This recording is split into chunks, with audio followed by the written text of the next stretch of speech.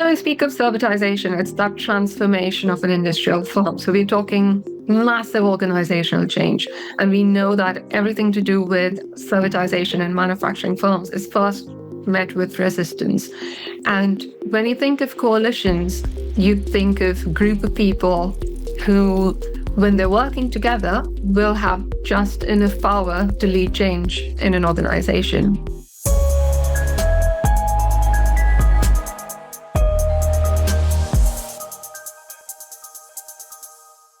Welcome to the Unscripted podcast. I'm your host, Sarah Nicastro. Today, we're going to be talking about the role that coalitions can play in the advanced services journey. I am excited to welcome back to the podcast, Kawal Kapoor. Dr. Kawal Kapoor is the research manager at the Advanced Services Group of Aston Business School, along with Sandra Benbow, who is Senior Industrial Fellow at the Advanced Services Group. So, ladies, welcome to the podcast. Thank you. Thank you. Thanks for being here. So some of you that listen regularly may remember Kawal from episode number 266. We had a great conversation then. We're going to have another great conversation today along with Sandra. And before we get into everything, I'm going to ask you both to just share a little bit more about yourselves. And Kawal, not everyone may have seen your first go round on the podcast. So let's start with you and share whatever you would like. First off, thank you, Sarah, for having me here again. So it's good to be doing another podcast with you. Yeah, about me, yes, my name is Kawal Kapoor. And as you mentioned, I'm the research manager for the Advanced Services Group. We are a research-based group focused on servitization.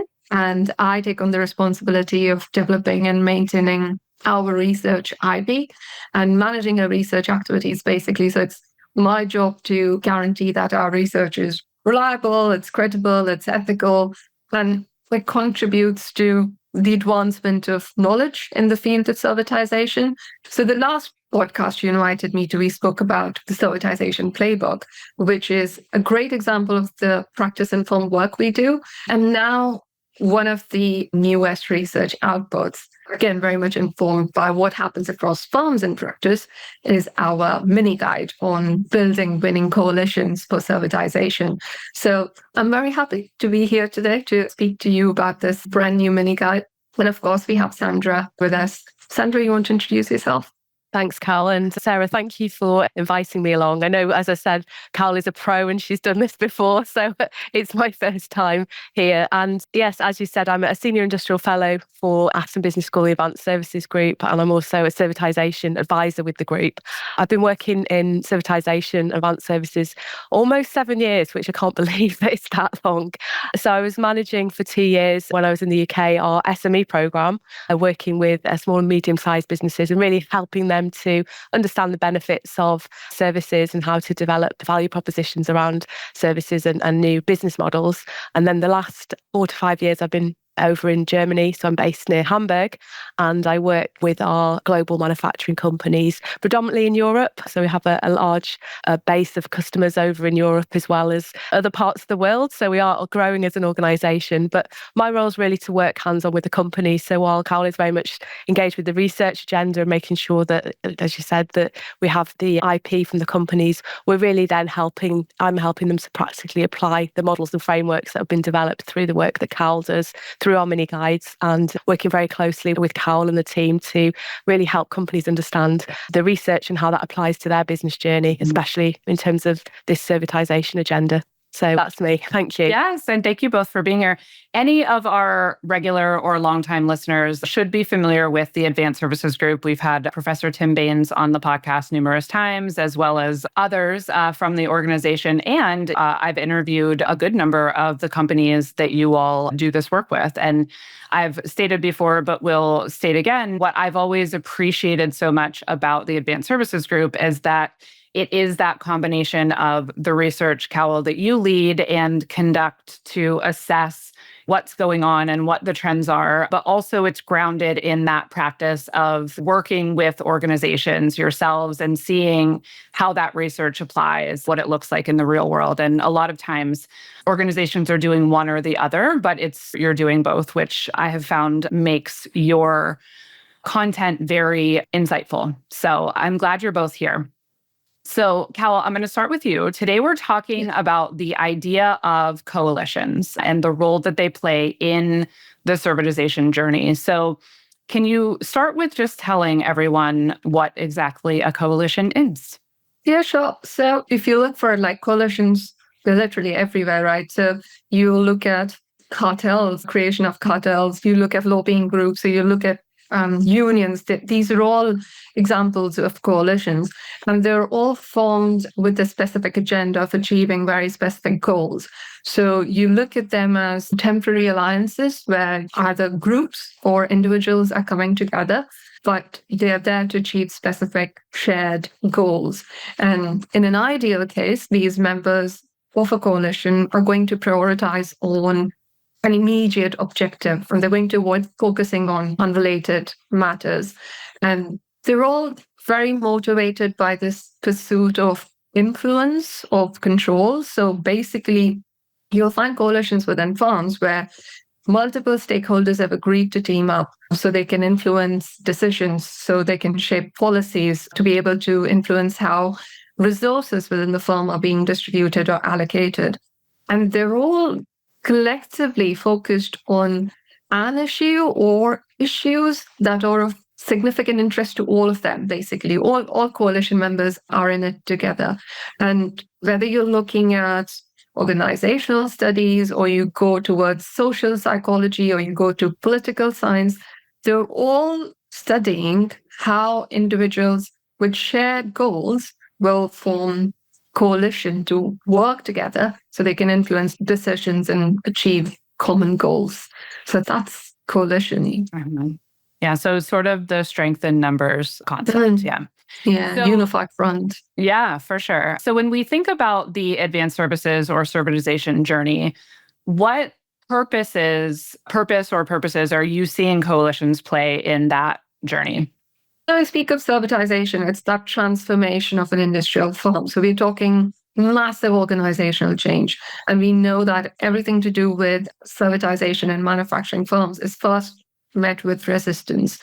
And when you think of coalitions, you think of a group of people who, when they're working together, will have just enough power to lead change in an organization. And we say that as a first step or a critical step for any firm that's getting on the servitization journey, you need to establish a strong foundation. And this foundation really needs a dedicated group of people, individuals who believe in the servitization vision, who are willing to champion this transformation by collaboratively working towards the shared vision. And that's what coalition does. It helps you build that support, build that momentum for servitization within the firm. It brings different stakeholders from different departments. So you can bring in the right people with the right skills, with the right expertise to push forward the servitization initiative.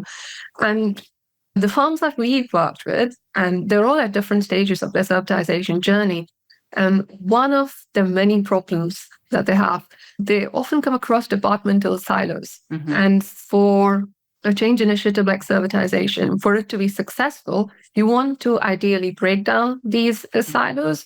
And coalition building is something that we see as like a solution in this regard.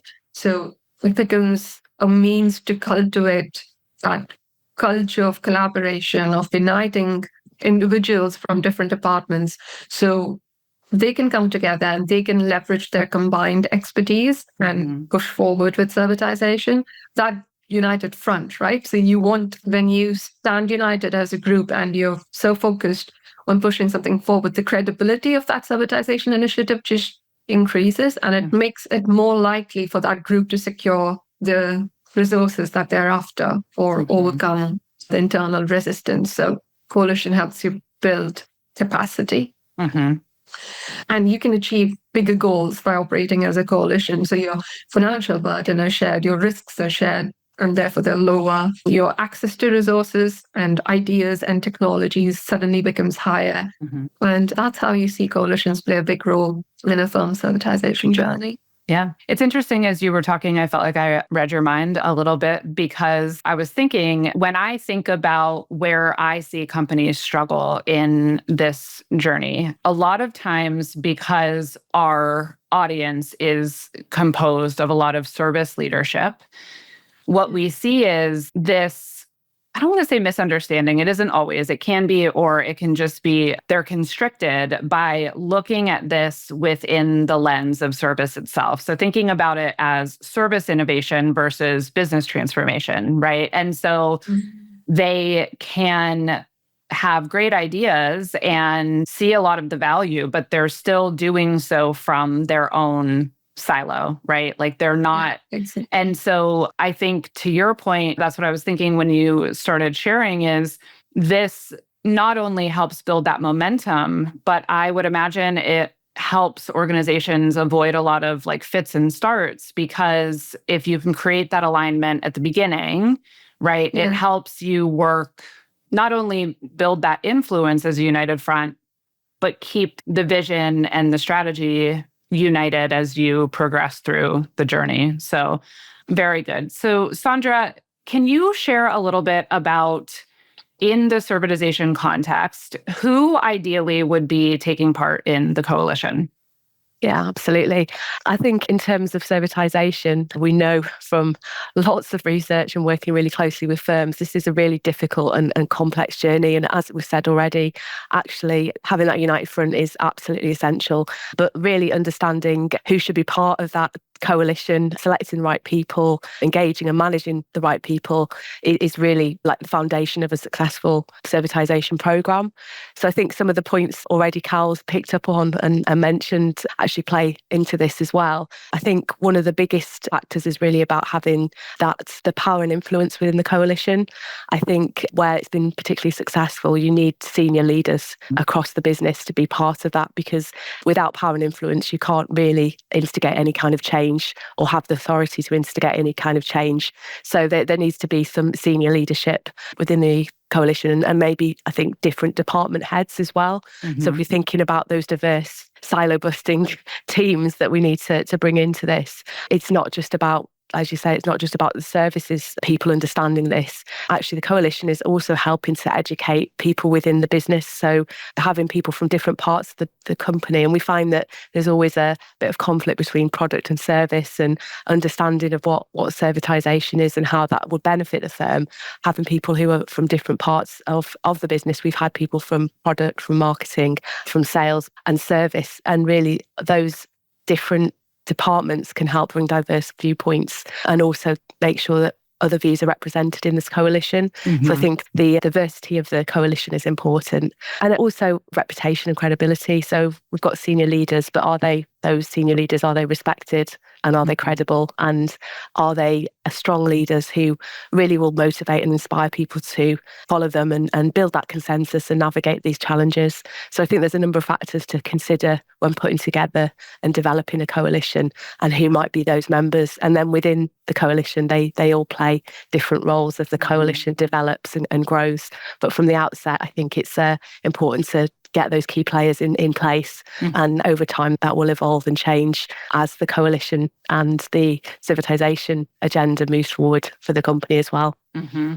That makes sense. And I was thinking about an interview I did a while back with a gentleman, Howard Boland, who led, I don't think he's with Schneider anymore, but he led service for Schneider Electric in Australia. And we were talking about like his effort to bring forward power as a service. Okay. And he said this thing, which I really liked, but I'm reflecting on it in the context of our conversation, which is he started by looking for the adventurers. And so I think that can be a really good way to get started. But I also think when I was listening to what you were sharing, I was thinking about the importance of having those adventurers as part of the coalition, but also making sure it's not only the adventurers, right? Because those are the people who are going to be more open to risk, more open to change, more excited and passionate about the opportunity versus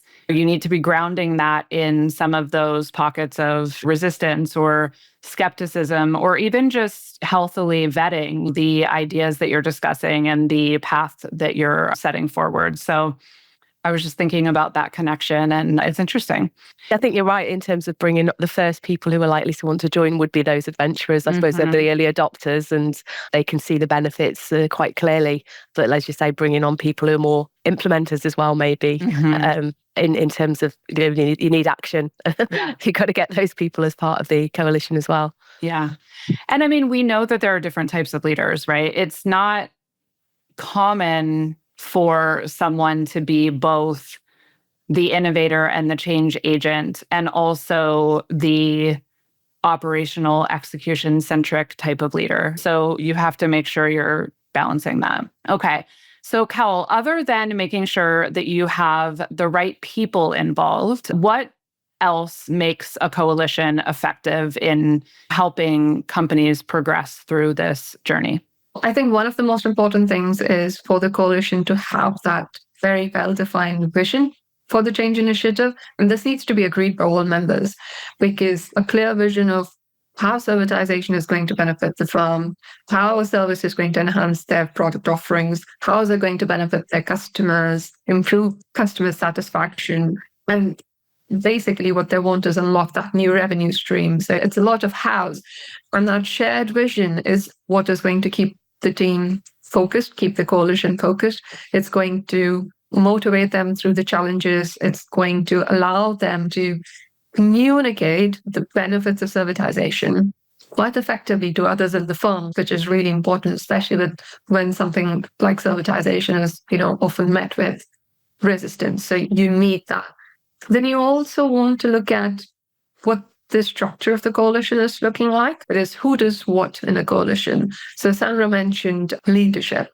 So this is important, appointing a dedicated coalition leader to spearhead that initiative, because you want someone to give you that strategic direction. It's important. And it's also quite early on assigning responsibilities amongst the coalition members based on their skills, their interests, whether it's very service specific or their expertise is in product development, or you want customer service to be involved in this. So all of the relevant areas to be covered based on their strengths, and very much early on communicating to these members of the coalition what a successful servitization would mean for them, because that's what's going to keep them motivated. That's what's going to keep them in the coalition, because people drop in and out of coalition all the time. But what you want is retention, and you want to retain the people who are going to pull through and take the agenda forward. And this might sound simple, and this might sound something that all of us know about, but for a coalition to be effective, you want to build that positive collaborative environment. You want to define clear communication channels. And because this is something so simple, it can very easily be overlooked. Things like building rapport, just encouraging open and honest communication, especially when you're discussing challenges and opportunities with servitization, are big, are massive, and you can be adventurous and you can dream up all of the outcomes. But to achieve it, you need that level of communication. And the coalition really needs contingency plans in place, because conflicts are coming. What the potential conflicts are going to look like. It could be something as simple as disagreements over strategies. It could be something to do with resource allocation, with customer engagement, or something that you've completely not accounted for, unexpected conflicts. And I think the last point is, of course, you can't miss out on recognizing and rewarding achievements in servitization and learning from setbacks and then applying those learnings in your future efforts. So you need to have plans in place to, like I was saying a minute ago, to maintain the interest of the coalition members, to have their commitment as you progress over time, and essentially adapt the coalition's approach as needed, because everything evolves and you need to move with the evolution. What about, are there any notable common missteps? Yeah, the loads. I could possibly do an entire podcast with you around the missteps, but yeah, it's a good point to actually touch on them. So as it happens, conflict is one of the most inherent aspects of coalition, right? So despite having a shared vision, a coalition it has different people and different people with different ways of how they approach tasks and how they approach decision making. And it becomes really, really prominent, really obvious during periods of organizational change with servitization. So you will start to see conflicting priorities. You'll see competing interests between coalition members. And this will cause disputes. This will affect your timelines. And this will affect the level of trust your coalition members have amongst themselves. So this is something that can really threaten the stability of a coalition. And while we're at it, you don't want to have too many long-term goals. So too much focus on long-term goals is something you want to avoid, because you need short-term objectives that can lead to really quick wins. Otherwise, the danger with these long-term goals is they can bring down a coalition's morale, and it's going to negatively affect the momentum of your coalition. And we were talking about leadership, right? So one of the dangers is senior leaders disengaging from the coalition after it's formed. You want leadership involvement because it really massively helps in managing resistance. So if you don't have their ongoing support, a coalition can struggle to implement the changes that it's planned for. Recruiting the wrong people, it's going to create very weak group dynamics. Conflicting personalities, you're headed towards a dysfunctional coalition, because ideally, you want to recruit individuals who share compatible values and beliefs. Mm-hmm. This is difficult to achieve, but you really need to consider the long-term implications. Servitization is not an overnight journey, right? It's going to take you a good while. So you need to consider the long-term implications of working with different people and how their values are going to interact and might impact your coalition's effectiveness. And when you're recruiting people, you want to be careful about the composition of your coalition. So you need a good mix of frontline staff. You need middle managers. You need senior level staff, right? It can be very tempting to have higher senior level representation, and it's valuable. But if we start to rely too much on the higher level staff, it could mean that you're undermining buy-in from other parts of the organization. So you want that mix, you want that balanced mix where you've got the strategic vision, but then you also have the operational expertise. So again, everything for effective change management. And we touched upon communication earlier. One of the biggest things that happens with poor communication is duplicating effort, because coordination is crucial in coalitions.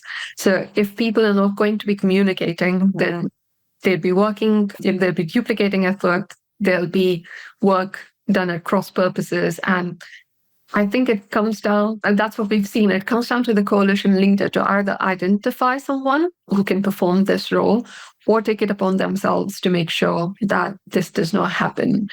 And if the coalition has not sufficiently planned for external shocks, then we see a coalition getting derailed very quickly. Mm-hmm. Now, one final thing, and this was an interesting one for me when I was doing the research on coalitions, the idea of a counter coalition. You have to be wary of counter coalitions. You can't rule them out.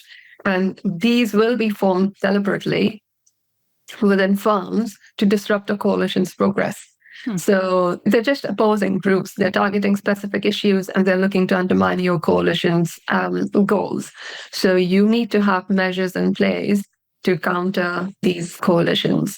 So yeah, there's loads of things, Sarah, I can keep going. Yeah, okay. So Sandra, with the hands-on work you do with some of the group's partners who are on this journey, what have you found in terms of the success organizations who put a coalition in place have versus those who don't? Good question. I can think of quite a few nice examples here. I'll just choose two. I think one of we'll start with the success, because it's always nice to talk about the successful businesses. I think one of the successful companies that we've worked with, they worked very early on to create a guiding coalition for this program and for the servitization strategy. And I think as Kawal, some of the things that Kawal's mentioned in the mishaps and what to avoid, they were able to recruit a really strong management team, but also people from within the business, from other parts of the business as well. So that middle management, and also people who were on the front line. So there was a really good mix. And also people who are customer facing, because I think that's so important when you're designing new business models, when you're designing new value propositions, having people who actually do have that contact with the customer as well and understand from the customer's shoes. We're always talking about servitization, really starts there with the customer.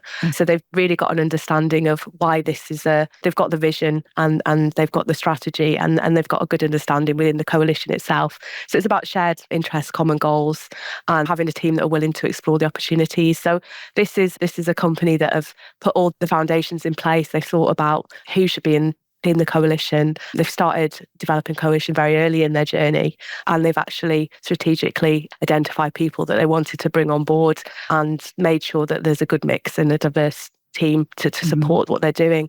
And they've gone through different parts of the business as well. So what that's really helped them do is help them secure the resources and the momentum, because it is a complex, non-linear journey. We know companies have those stops and starts, but it's really helped them. There's a lot of these large global companies can take 10 years to move through this change process. So I think we've seen that they're quite early on the journey, but they've actually been able to navigate quite a few of the challenges early on and move forward more quickly because they've got a coalition in place. And then now they're strengthening that coalition across the wider business. And we're doing quite a lot of work with them in terms of mapping stakeholders, internal communications. And so it's really trying to influence and bring on board the wider business as well for this agenda. So I think that's an example, I think, of an early company that's early on the journey, but they've really started in the right way and avoided some of those missteps that Kawal's already mentioned. And then we do, I think they're referenced in the servitization strategy, but we do have companies that have been unsuccessful. Not every company is going to be successful with the servitization program. If it was, then we wouldn't need to be here and everyone could do it. It's very difficult to do it. It's a really difficult competitive strategy for companies to achieve.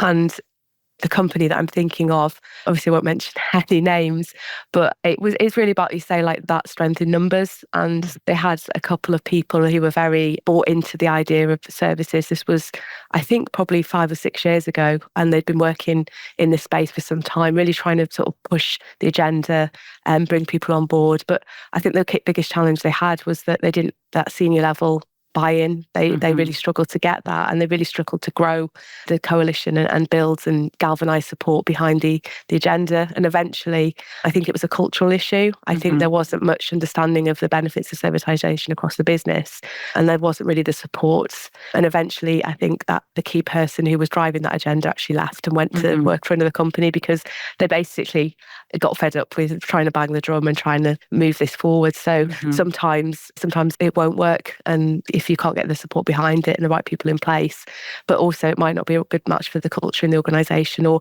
so it doesn't always work. But the coalition, it was very clear they didn't have a coalition, and that was a big part of why it was unsuccessful in the end. Yeah, that makes sense.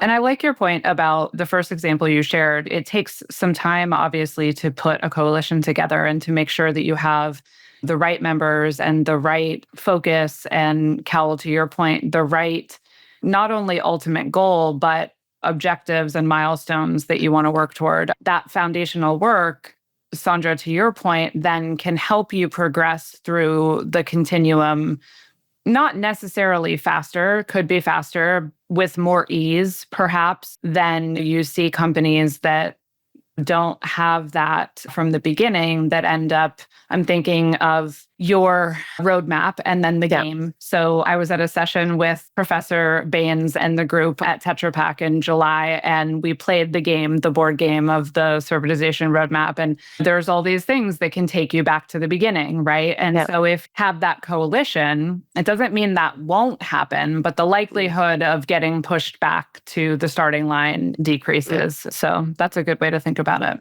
Definitely. Did you play the snakes and ladders game? Yes. Yeah. Yeah.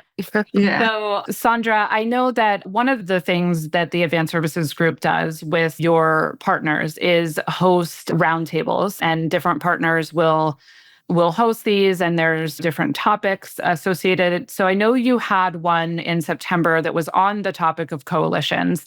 And I'm just curious, anything you could share from that day and those conversations in terms of the real world insight of the companies participating on what they think about this, where they are with this, anything that stood out to you? Absolutely, yeah. As you said, we meet regularly, 3 times a year with our partners, and these are great opportunities for us to really work with the companies, understand their challenges and where they are, and also share the latest best practice in terms of servitization and the research. And we always pick a topic that's very close to the hearts of our partners, and coalitions and coalition building has come up again and again. So it was really important that we focused. It was actually 2 whole days of thinking about coalitions, and obviously Al was sharing the latest research that we've been doing in this space.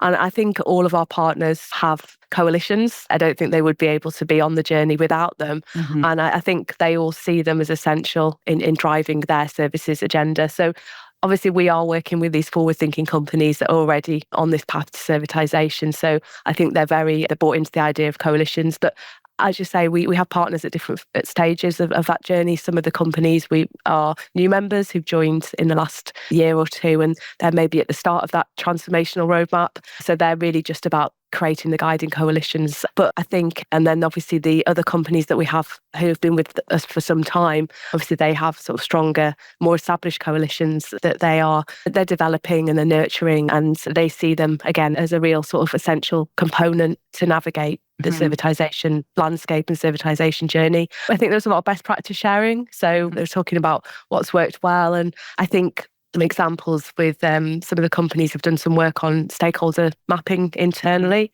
and thinking about which stakeholders do we actually need to bring in and who is essential to our coalition, and being a bit more strategic about how they develop and grow it and the different roles that people will play in the coalition. Obviously, as Kawal said, that having that vision and having that strategy and the leader on board and consistent leadership during that period. And it can be it's a long journey. It can be some time. So I think those that have done particularly well have had consistent leadership, they've had consistent senior level supports, and also the teams that they've created have been these cross-functional, multidisciplinary teams. So they're following the guidance that I think we'll be putting out, a lot of the guidance that we'll be putting out, but also like Kawal said, I think a key part is leadership and communication. Yeah. And I think those were sort of themes that were discussed quite a lot over the 2 days as well. So I think all in all, coalitions are super important for servitization, and companies do recognise that in order to be successful on a servitization programme, they need a strong coalition, and they are spending time and resources developing the coalition so they can move forward in the journey, whether they can move quickly, but they'll still meet the challenges, but it might be smoother for them when they have that support behind them.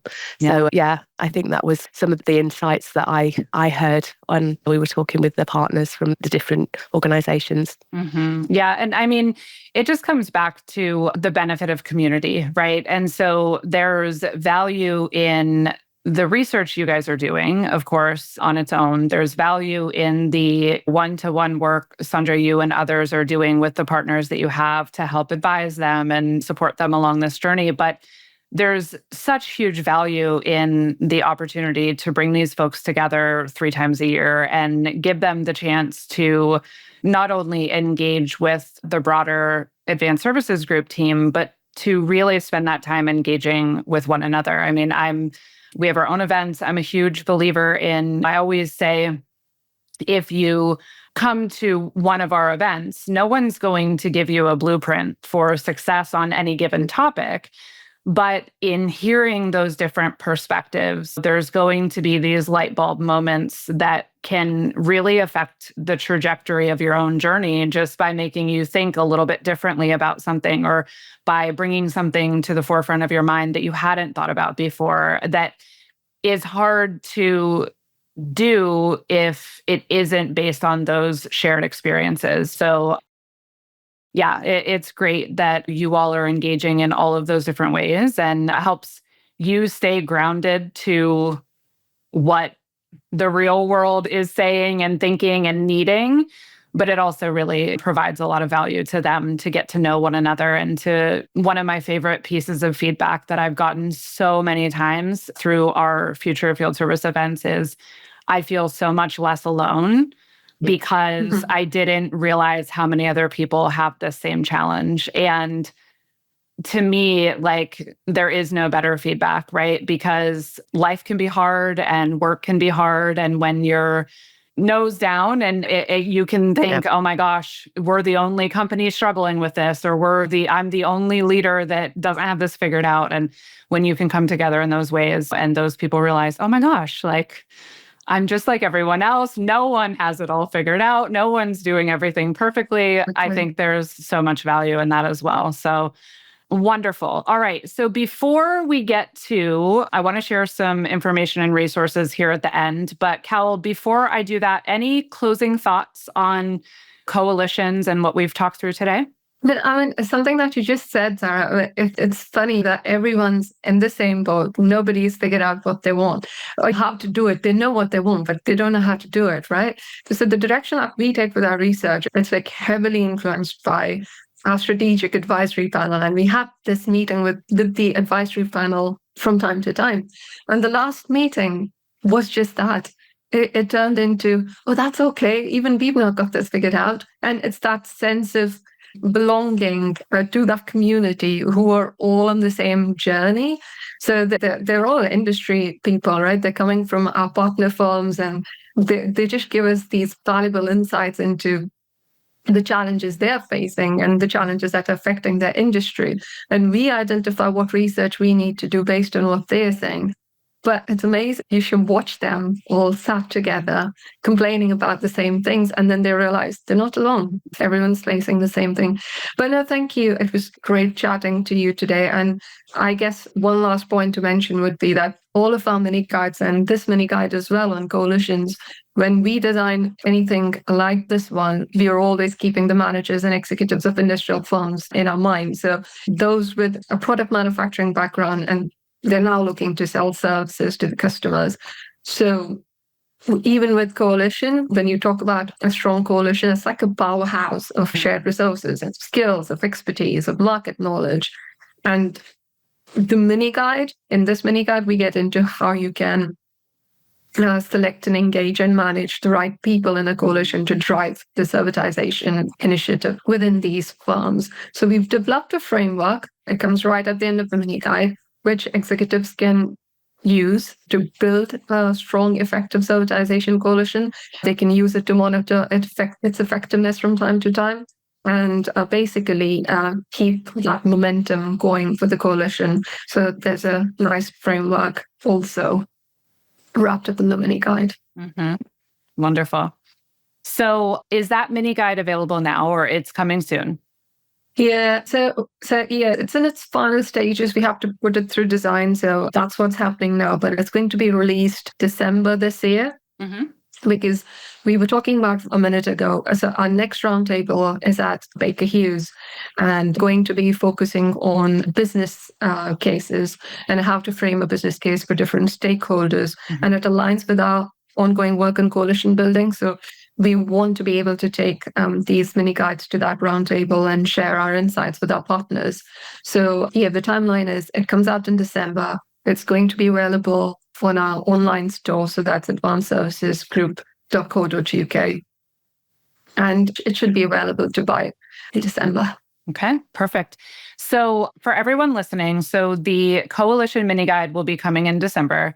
The roundtables are specifically for Advanced Services Group partners. But just to explain, that's just one piece of how you all are working with your partners. So there's a lot of other things to understand about the partnership between the Advanced Services Group and the firms that it works with.